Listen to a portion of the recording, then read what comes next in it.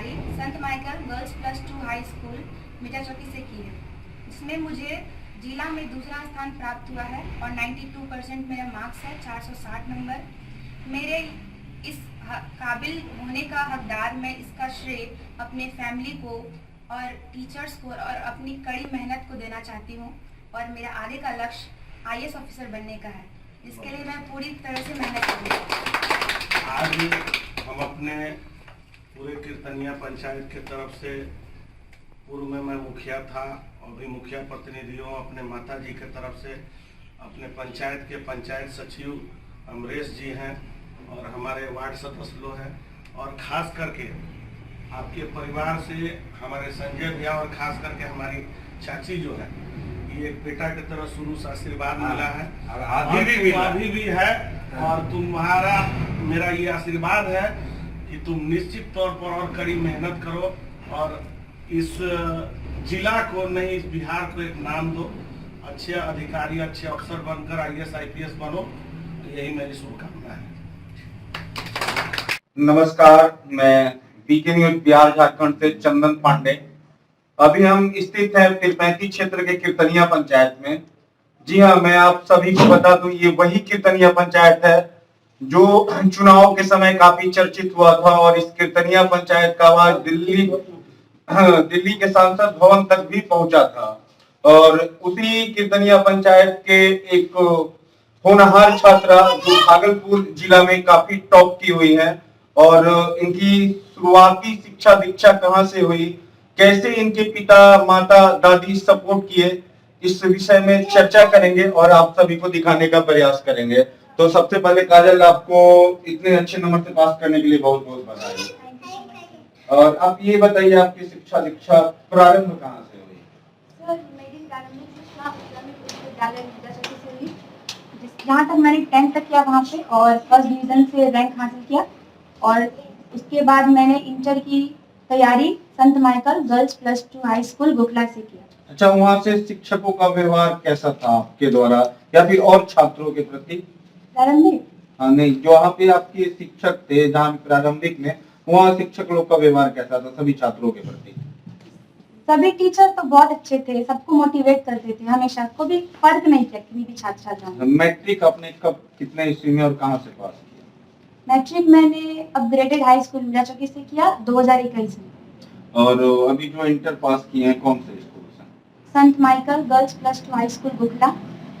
जी हाँ, मैं आपको एक बात और बताना चाहता हूँ, ये 35 क्षेत्र का सरस्वती शिशु मंदिर, उसके बाद दूसरा ऐसा स्कूल है गोखला मिशन, जहाँ लाखों बच्चे पढ़ते हैं और नौकरी प्राप्त करते हैं। उसी स्कूल से इन्होंने पूरे भागलपुर जिला में आर्ट्स से लेकर कला लेके टॉप किया हुआ है और अपने क्षेत्र का नाम रोशन किया है। तो आप आगे क्या करना चाहिएगा? आगे तो अपने क्षेत्र का विकास, मतलब आगे क्या पढ़ना क्या चाहती हैं, किस चीज की तैयारी करनी चाहती हैं? Sir IAS officer, UPSC। और हमारा जो बिहार है, और बिहार के 80% लोग UPSC कंप्लीट करते हैं। कहीं ना कहीं देखा जाए तो जितने भी UPSC के छात्र आते हैं बिहार से ही आते हैं, और काजल भी UPSC करना चाहती हैं। और UPSC करके ये क्या आगे अपने समाज की सेवा करेंगी या फिर पैसे कमाने के लिए UPSC का तैयारी करेगी, ये जानना चाहेंगे। आप UPSC तैयारी करके पैसे कमाइएगा या फिर समाज का सेवा कीजिएगा? नहीं सर, मैं समाज का सेवा ऑब्वियसली करूंगी, अपने समाज का विकास करूंगी और अपने क्षेत्र, अपने गांव में लड़कियों के लिए एग्जाम्पल बनूंगी कि वो मुझ जैसी बने। अभी जैसे देखा जा रहा है कि कई ऐसे गांव है, छोटे कस्बे के हैं, कि वहाँ की छोटी लड़कियों को पढ़ने नहीं दिया जाता है। कई गार्जियन हैं जो नहीं पढ़ने देते हैं कि बेटी पढ़ के क्या करेगी, बेटी को नहीं पढ़ने देंगे। लेकिन आज के दिन में मैं बता दूं कि बेटियां ही सबसे आगे बढ़ रही है, और इस बार भी बेटियां 75% पास की हैं, बेटे हमेशा पीछे ही हो रहे हैं। तो कहीं ना कहीं माँ पिता की सेवा बेटियां बेटों से बढ़कर करती हैं। और क्या ये सही है कि नहीं? हाँ जी, सही है। हाँ, तो मैं काजल जी से जानना चाहूंगा आगे इनका क्या विचार है, बताइए। सर, ऐसा तो सोच पहले रखना नहीं चाहिए किसी को, लड़के और लड़कियों दोनों ही समान है, मतलब दोनों को एक जैसा मौका मिलना चाहिए पढ़ने के लिए। अगर उन्हें मौका मिला लड़कियों को तो वो लड़कों से अच्छा कर सकती है, बहुत अच्छा कर सकती है। तो अपनी लड़कियों को सभी पेरेंट्स थोड़ा सा छूट दे, थोड़ा पढ़ने के लिए उन्हें एक मौका दे, ताकि वो अपने आप को पहचान सके, अपने आप को लोगों के सामने प्रस्तुत कर सके कि वो क्या है। जैसे भी देखा जा रहा है कि गार्जियन इस डर से लड़कियों को आगे नहीं पढ़ने देते हैं कि आगे चलकर वो गार्जियन की सर झुका देती है, जिस वजह से सर गार्जियन अपने समाज में सर उठा के नहीं चल पाते हैं। तो इस पर आप उन लड़कियों को क्या कहना चाहिएगा? सर ये तो मतलब पेरेंट्स, एक तरफ से पेरेंट्स को ऐसा घर का माहौल रखना चाहिए ताकि लड़कियां शुरू से ही अच्छे संस्कार सीखें।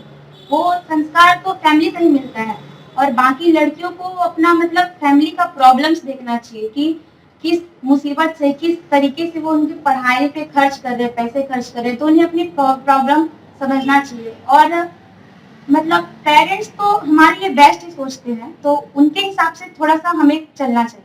अच्छा, अभी आप भागलपुर जिला में टॉप की हुई है और आपकी कीर्तनिया पंचायत के जो मुखिया जी हैं श्री कुमारी देवी, उनके पुत्र झुम्पा सिंह जी भी आए हुए थे मिठाई खिलाने, तो वो क्या क्या बोले और आपने अपने क्षेत्र की समस्या से उनको अवगत कराया?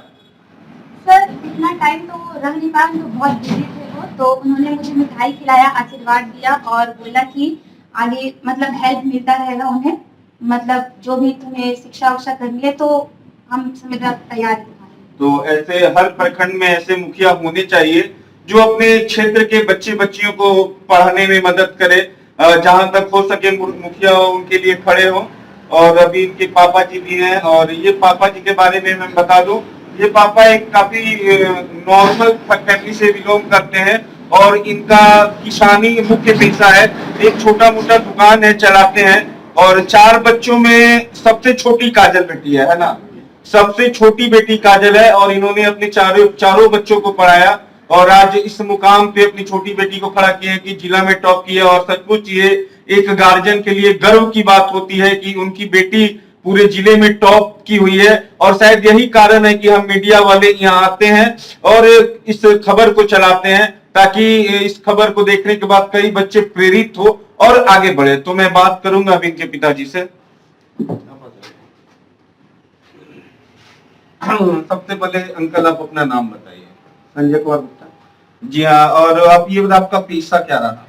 मेरा कोई किसानी है, जैसे अभी देखा जा रहा है किसान पल पल मर रहा है, सरकार किसान की तरफ ध्यान नहीं दे रही है, और एक किसान को कितना मेहनत करना पड़ता है 2 वक्त की रोटी कमाने के लिए, और उसी में तब पर भी अपना वो अनाज उगता जाते हैं, उसी में सारे बच्चों को पढ़ाते भी हैं। तो कितना कष्ट झेलना पड़ा चाचा आपको चारों बच्चों को पढ़ाने में?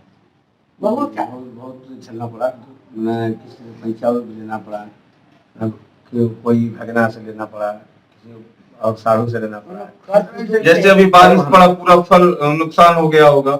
हाँ ये सब होता है, वर्षा हुआ तो नुकसान थोड़ा नहीं। कैसा महसूस कर रहे हैं? आपकी बेटी आज पूरा भागलपुर जिला में टॉप की हुई है, तो कैसा लग रहा है? बहुत बहुत खुश है, बहुत। और देखिए, एक किसान होते हुए भी, एक गरीब फैमिली के होते हुए भी इनकी बेटी जिले में टॉप किया और ये अपने आप को गौरवान्वित महसूस कर रहे हैं।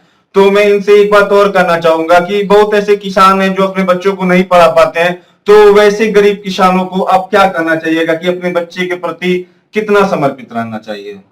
उसको भी जैसे हमारे जैसे मेहनत करके अपने बच्चे को पढ़ाना चाहिए। और कई लोग हैं कि जो अपने बच्चियों को नहीं पढ़ाते हैं। हाँ, ये तो अपना अपना सोच कि हम बेटा को पढ़ाएंगे और बेटी को नहीं पढ़ाएंगे, ये तो नहीं होना चाहिए। मैं आपको एक बात और बता दूं, माँ भले बच्चों को 9 महीना पेट में रखती है और कष्ट करती है, लेकिन उस 9 महीना में बाप के सर में जो कष्ट होता है, जो टेंशन होता है, वो एक बाप ही समझ सकता है।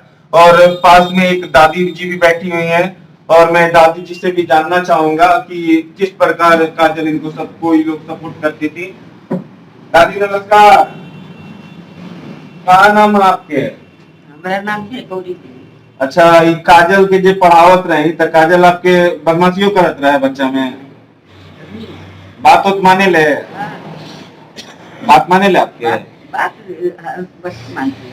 अगर अभी एसपी डीएसपी डीएम बन जाए तो आपके कैसा महसूस हुई? बढ़िया महसूस की, खुशी की बात। आपकी उम्र कितना होगी दादी? 80। जी हाँ, देखिए ये 80 साल की दादी है और आज भी इन्हें घर में प्यार दुलार से रखा जाता है। और कितने बेटे थे आपके दादी? 2 बेटा था, लेकिन एक बेटा तो मर गया। देखिए कहाँ वो हम देखिए कोई बात नहीं। एक बेटा देखिए, एक किसान का बेटा ही, अक्सर देखा जाता है कि पैसे वाले जो लोग होते हैं अपने माँ बाप को रोड पे दर बदर की ठोकर खाने के लिए छोड़ देते हैं, लेकिन एक किसान अपनी माँ को अपनी पलकों पर बिठा के रखता है, और वो दादी माँ अपने पोता पोती से ज्यादा प्यार करती है। और दादी माँ क्या आशीर्वाद दे रही हैं आप काजल को? आशीर्वाद हर गुरु से मानते हैं तो आए हमारा पोती और हमको भी आशीर्वाद दीजिएगा। कहीं न देंगे, सबको हमारा आशीर्वाद है। चलिए ठीक है। कैसा लगा काजल से बात करके, उनके पिताजी से बात करके, उनकी दादी माँ से बात करके।